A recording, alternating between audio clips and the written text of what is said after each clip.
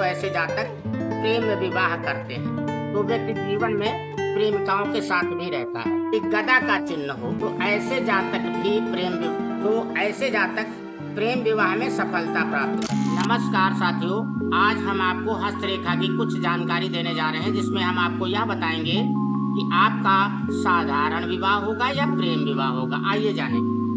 सभी के हाथ में प्रायः यह ही विवाह रेखा पाई जाती है। देखें, यह है विवाह रेखा। यह विवाह रेखा अगर जितनी स्पष्ट होती है तो व्यक्ति का विवाह संपन्न घराने में और अच्छा होता है। इस विवाह रेखा के साथ साथ प्रेमिका रेखा भी होती है। देखिए, ये छोटी छोटी जो रेखाएं हैं, जिनमें दो भाग हैं, यह रेखाएं कौन सी होती हैं? प्रेमिका रेखा कहलाती है। व्यक्ति के हाथ में यदि ये छोटी छोटी रेखाएं हैं और उनकी शाखा दोमुखी है तो व्यक्ति जीवन में प्रेमिकाओं के साथ भी रहता है।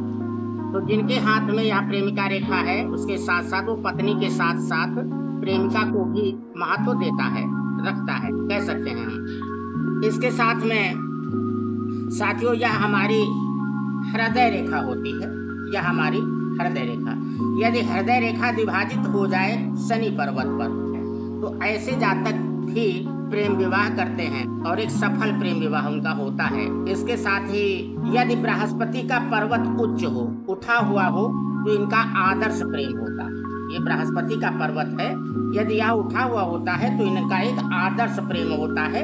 अर्थात ये पत्नी से प्रेम करते हैं, पत्नी को पत्नी के दर्जे में रखते हैं और प्रेमिका को प्रेमिका के दर्जे में रखते हैं। यानी प्रेमिका की अपेक्षा पत्नी को महत्व अधिक देते हैं। द्वितीय बात यह है, यह हमारा शुक्र क्षेत्र है।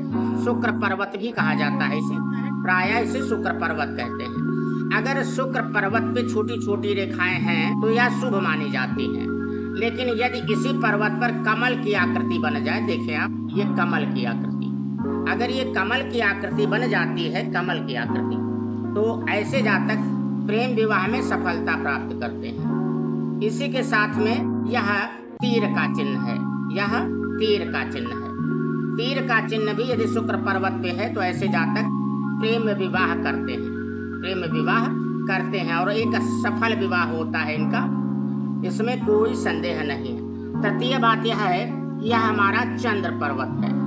चंद्र पर्वत पर यदि गदा का चिन्ह हो, यह देख पा रहे हैं आप, गदा का चिन्ह हो, तो ऐसे जातक भी प्रेम विवाह करते हैं, प्रेम विवाह में सफलता प्राप्त करते हैं।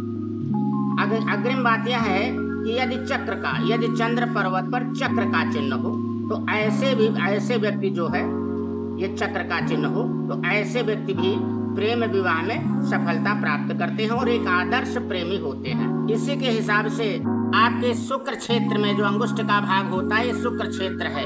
यहाँ पर खड़ी और पड़ी जालाकृति रेखाएं हों तो वह व्यक्ति दुष्ट स्वभाव का होता है, कुवृत्तियों का उसके अंदर अनुसरण होता है, वो कुवृत्तियों का अनुसरण करता है। ऐसे जातक आदर्श प्रेमी नहीं होते या दूसरे को छल करते हैं, दूसरे के साथ में छल करते हैं। एक नहीं, इनकी अनेकों प्रेमिकाएं होती हैं, लेकिन किसी भी प्रेमिका को यह अपनाते नहीं हैं।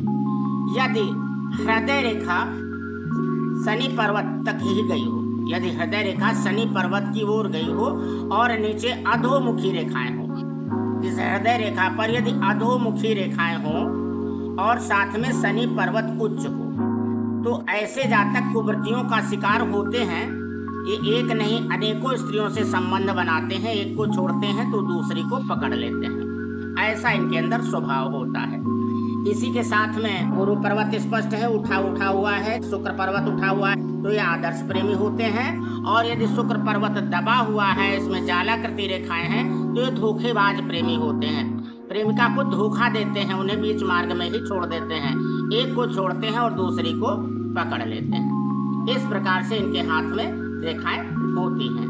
तो इनकी पहचान समाज में आप अच्छे प्रकार से कर लेंगे कि कौन से प्रेमी हमें धोखा देंगे और कौन से प्रेमी हमारा जीवन साथ निर्वहन करेंगे। इसी के साथ धन्यवाद साथियों, हम फिर मिलेंगे एक नए वीडियो में।